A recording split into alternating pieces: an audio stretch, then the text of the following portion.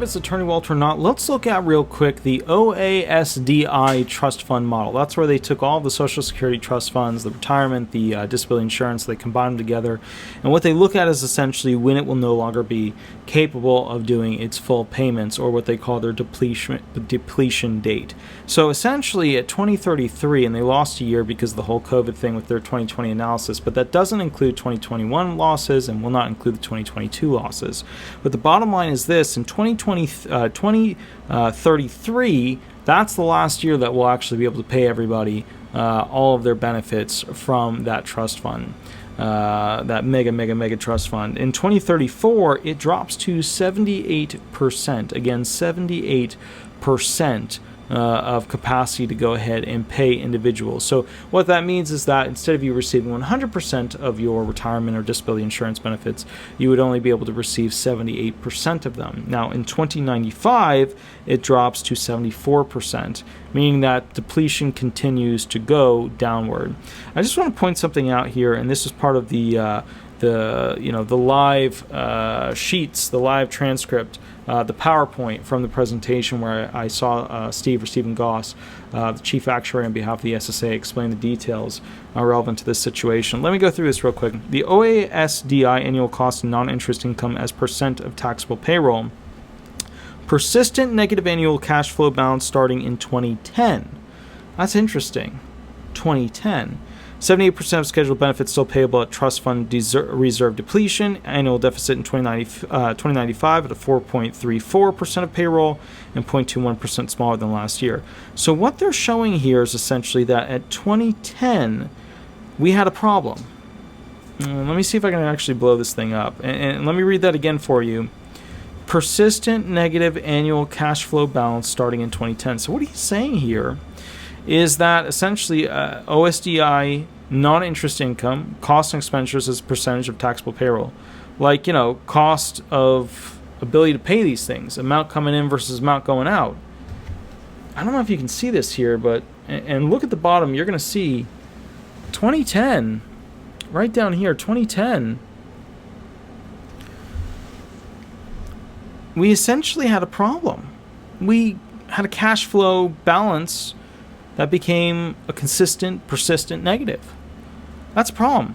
And it seems to be growing. That's a problem.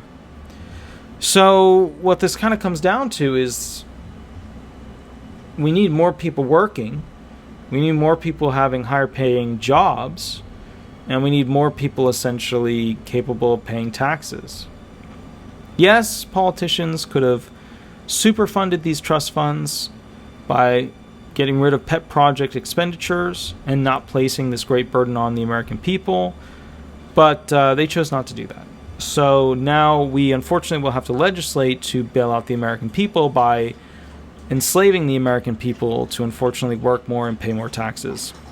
We're already at 12.4, again 12.4 of what you earn. And they have a cute way of putting it, which is that, your employer pays 6.2% and you pay 6.2%. But self-employed people, they pay 12.4%. And realistically, you, working for somebody else, you're paying essentially 12.4% because your employer is only paying it because you are working and have to pay it. So bottom line is they're forced to pay it because they have to pay you.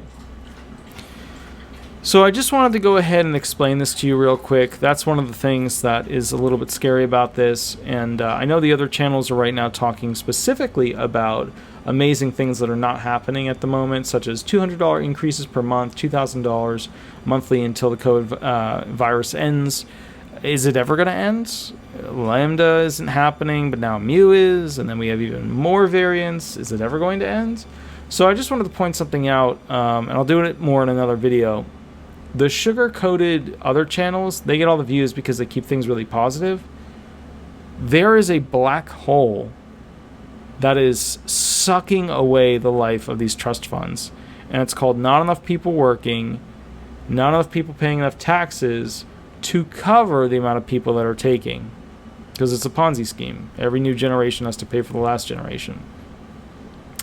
I don't think that there's going to be a big assistance with benefit increases other than a COLA adjustment. They don't have the money. And when we say they don't have the money, we're talking trillions here, guys. We're talking $1 trillion just to the retired people. So that's something to think about.